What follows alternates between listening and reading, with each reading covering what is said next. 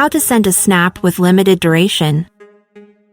Snapchat offers the option to send a snap with a limited viewing time. In this video, find out how you can send a snap to your friends that will be available for viewing for a certain number of seconds. The time interval you can choose can be from 1 to 10 seconds or unlimited.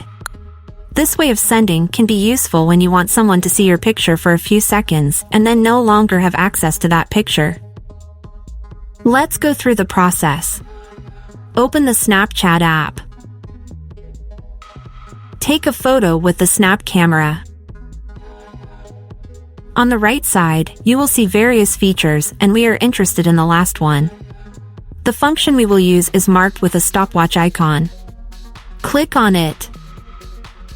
Here you will determine the time interval in which the snap will be available to the recipient. It can be for a duration of 1 to 10 seconds or unlimited. Choose the interval as desired. I will set it to be 5 seconds.